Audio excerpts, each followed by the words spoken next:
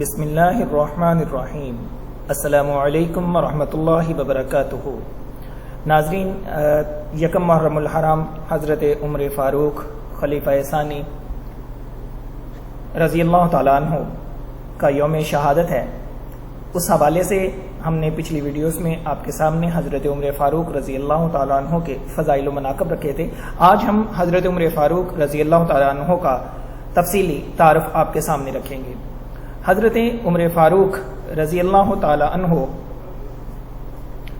یہ سن 586 عیسوی یا 590 عیسوی مکہ مکرمہ میں 6 نومبر سن 644 عیسوی مدینہ حضرت ابوبکر صدیق رضی اللہ تعالیٰ عنہ کے بعد مسلمانوں کے دوسرے خلیفہ راشد اور محمد مصطفیٰ صلی اللہ علیہ وآلہ وسلم کے سسر اور تاریخ اسلام کی اہم ترین شخصیات میں سے ایک ہیں۔ عمر بن خطاب رضی اللہ تعالیٰ عنہ عشرہ مبشرہ میں سے ہیں۔ ان کا شمار علماء و زاہدین صحابہ میں ہوتا تھا۔ حضرت ابوبکر صدیق کی وفات کے بعد 23 اگست سن 634 عیسوی بمطابق 22 جمادی الثانی سن 13 ہجری کو مسند خلافت سنبھالی۔ حضرت عمر بن خطاب رضی اللہ تعالیٰ عنہ ایک باعظمت، انصاف پسند اور عادل حکمران مشہور ہیں۔ آپ کی عدالت میں مسلم اور غیر مسلم دونوں کو یکساں انصاف ملا کرتا تھا۔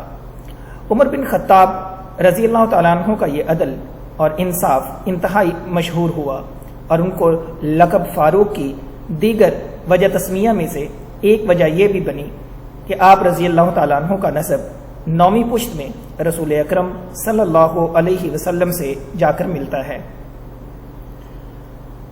آپ صلی اللہ علیہ وسلم کی 9ویں پشت میں کعب کے دو بیٹے ہیں، مرہ اور عدی۔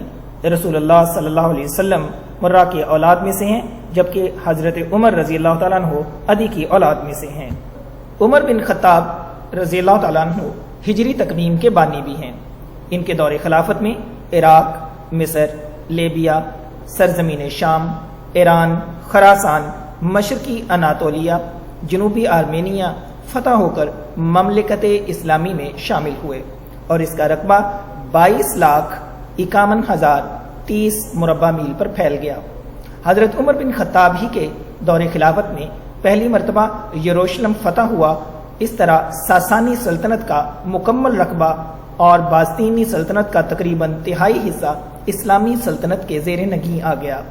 حضرت عمر بن خطاب رضی اللہ تعالیٰ عنہ نے جس مہارت، شجاعت اور عسکری صلاحیت سے ساسانی سلطنت کی مکمل شہنشاہیت کو 2 سال سے بھی کم عرصہ میں زیر کر لیا، نیز اپنی سلطنت اور حدود، سلطنت کا انتظام، رعایا کی تمام ضروریات کی نگہداشت اور دیگر امور سلطنت کو جس خوش اسلوبی اور مہارت اور ذمہ داری کے ساتھ نبھایا، وہ ان کی عبقریت کی دلیل ہے۔ صحابہ اکرام رضوان اللہ مجمعین کے حوالے سے یہ بات معلوم ہونا بھی مسلمانوں کے لیے ضروری ہے کہ کچھ احادیث اور تاریخی کتابوں کے واقعات میں راویوں کے اوپر جو ہے وہ علماء اسلام کی طرف سے جرح بھی کی گئی ہے اور بہت سارے راویوں کے حالات معلوم نہیں ہیں۔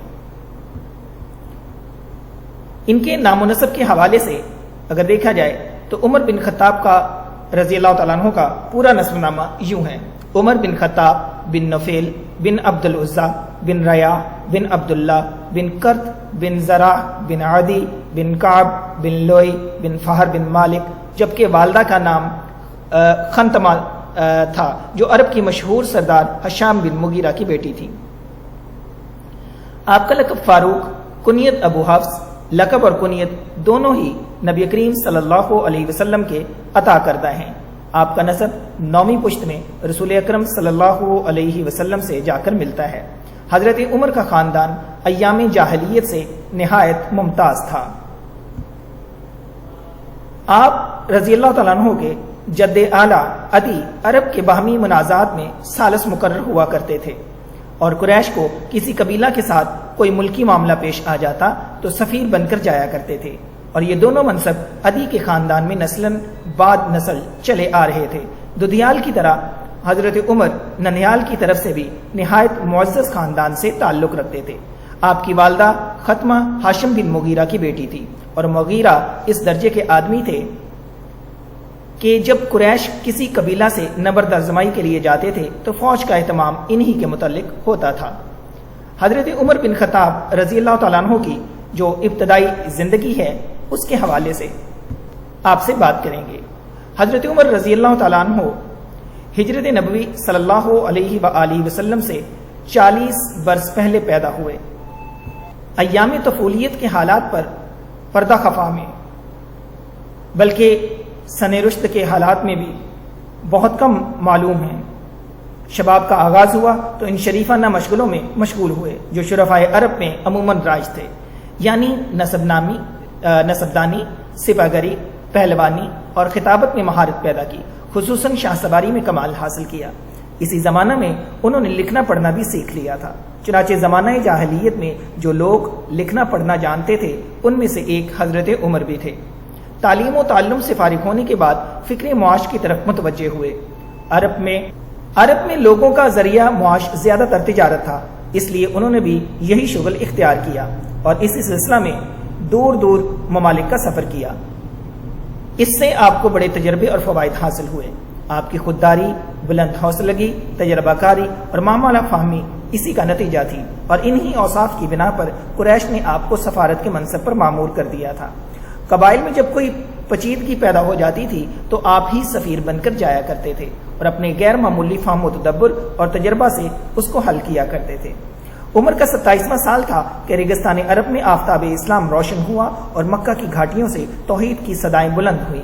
حضرت عمر کے لیے یہ آواز نہایت نامانوس تھی، اس لیے سخت برہم ہوئے، غصہ ہوئے، یہاں تک کہ جس کی نسبت معلوم ہو جاتا کہ یہ مسلمان ہو گیا ہے اس کے دشمن بن جاتے تھے۔ ان کے خاندان کی ایک کنیز بسینہ نامی مسلمان ہوئی، اس کو اتنا مارتے کہ مارتے مارتے تھک جاتے، بسینہ کے سوا اور جس پر قابو چلتا ان کو زد و کوب کرتے اور انہیں مارتے پیٹتے، لیکن اسلام کا نشہ ایسا نہ تھا جو چڑھ کر اتر جاتا۔ ان تمام سختیوں پر ایک شخص کو بھی وہ اسلام سے بددل نہ کر سکے۔ ناظرین، حضرت عمر بن خطاب رضی اللہ تعالیٰ عنہ کا جو اسلام لانے کا جو واقعہ ہے وہ آپ کے سامنے رکھتے ہیں کہ حضرت عمر بن خطاب رضی اللہ تعالیٰ عنہ جہاں اسلام کے دشمن تھے وہاں اسلام کے مرد مجاہد کیسے بنے۔ بیسکلی ابو جہل اور عمر اسلام اور آن حضرت صلی اللہ علیہ وسلم کی دشمنی میں سب سے زیادہ سرگرم تھے، اس لیے نبی کریم صلی اللہ علیہ وآلہ وسلم نے خصوصیت کے ساتھ انہی دونوں کے لیے اسلام کی دعا فرمائی۔ اللہم اعز الاسلام باحد الرجلین اما ابن حشام و اما عمر بن خطاب، یعنی خدایا اسلام کو ابو جہل یا عمر بن خطاب سے معزز کر، مگر یہ دولت تو قسام ازل نے عمر کی قسمت میں لکھ دی تھی، ابو جہل کے حصہ میں کیوں کر آتی۔ اس دعائے مستجاب کا اثر یہ ہوا کہ کچھ دنوں کے بعد اسلام کا یہ سب سے بڑا دشمن اس کا سب سے بڑا دوست اور سب سے بڑا جانثار بن گیا، یعنی عمر کا دامن دولت ایمان سے بھر گیا۔ ذالک فضل اللہ یؤتیہ من یشاء، بے شک اللہ اپنے فضل سے جس کو چاہتا ہے عطا کرتا ہے۔ تاریخ اور سیرت کی کتابوں میں حضرت عمر کی تفصیلات قبول اسلام میں اختلاف ہے۔ ایک مشہور واقعہ جس کو عام طور پر ارباب سیر لکھتے ہیں یہ ہے کہ جب عمر اپنی انتہائی سختیوں کے باوجود ایک بھی شخص کو اسلام سے بددل نہ کر سکا تو آخرکار مجبور ہو کر نعوذ باللہ ثم نعوذ باللہ خود حضرت صلی اللہ علیہ وسلم کے قتل کا ارادہ کیا اور تلوار کمر سے لگا کر سیدھے رسول اللہ صلی اللہ علیہ وسلم کی طرف چلے۔ راستے میں اتفاقاً نعیم بن عبداللہ مل گئے، ان کے تیور دیکھ کر پوچھا خیریت تو ہے؟ بولے آج محمد کا فیصلہ کرنے جا رہا ہوں، آج ان کو قتل کر کے آؤں گا۔ انہوں نے کہا پہلے اپنے گھر کی تو خبر لو، خود تمہاری بہن اور بہنوئی اسلام لا چکے ہیں۔ حضرت عمر فوراً پلٹے اور بہن کے گھر پہنچے، وہ قرآن پڑھ رہی تھی، ان کی آہٹ پا کر چپ ہو گئیں اور قرآن کے اجزاء چھپا لیے، لیکن آواز ان کے کان میں پڑ چکی تھی۔ بہن سے پوچھا یہ کیسی آواز تھی؟ بولی کچھ نہیں۔ انہوں نے کہا میں سن چکا ہوں کہ تم دونوں مرتد ہو گئے ہو۔ یہ کہہ کر بہنوئی سے دست و گریباں ہوئے اور جب ان کی بہن بچانے کو آئی تو ان کی بھی خبر لی، انہیں بھی مارا پیٹا، یہاں تک کہ ان کا جسم لہو لہان ہو گیا، لیکن اسلام کی محبت پر ان کا کچھ اثر نہ ہوا۔ بولی عمر جو بن آئے کر لو، لیکن اسلام اب دل سے نہیں نکل سکتا۔ ان کی بہن کے ان الفاظ نے حضرت عمر کے دل پر بڑا اثر کیا۔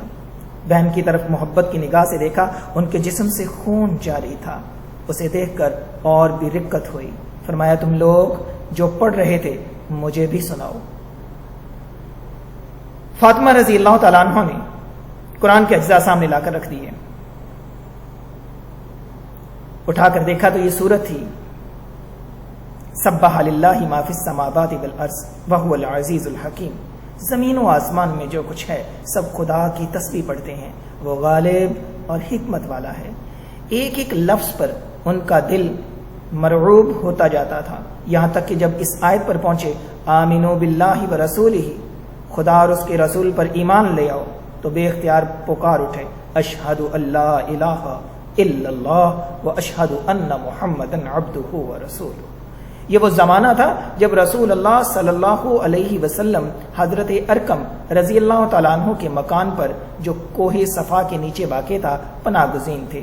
حضرت عمر نے آستانہ مبارک پر پہنچ کر دستک دی، چونکہ شمشیر بکف تھے، صحابہ کو تردد ہوا، لیکن جب حضرت حمزہ رضی اللہ تعالیٰ عنہ نے کہا آنے دو، وہ مخلصانہ آیا ہے تو بہتر ہے، ورنہ اسی کی تلوار سے اس کا سر قلم کر دوں گا۔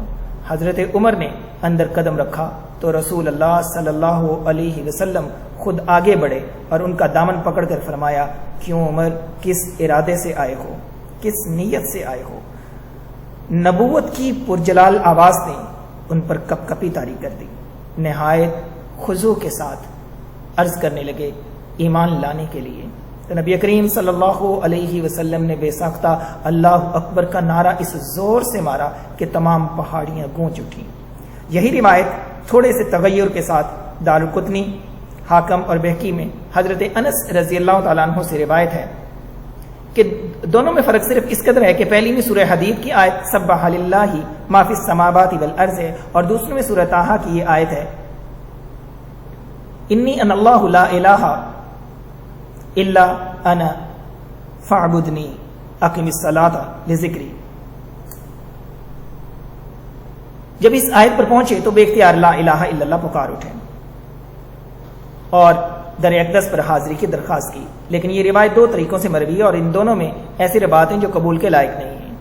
یہ مختصر واقعہ تھا حضرت عمر رضی اللہ تعالی عنہ کے اسلام لانے کا۔ ایک روایت میں ہے کہ حضرت عمر رضی اللہ تعالیٰ عنہ فرماتے ہیں کہ ایک رات میں نبی کریم صلی اللہ علیہ وسلم کو چھیڑنے کی غرض سے نکلا، آپ صلی اللہ علیہ وسلم بڑھ کر مسجد حرام میں داخل ہو گئے اور نماز شروع کر دی، جس میں آپ صلی اللہ علیہ وسلم نے سورہ حاقہ کی تلاوت فرمائی۔ میں کھڑا سنتا رہا اور قرآن کے نظم اور اسلوب سے حیرت میں تھا۔ دل میں کہا جیسا قریش کہا کرتے ہیں خدا کی قسم یہ شاعر ہے۔ ابھی یہ خیال آیا ہی تھا کہ آپ صلی اللہ علیہ وسلم نے یہ آیت پڑھی انہ لقول رسول کریم۔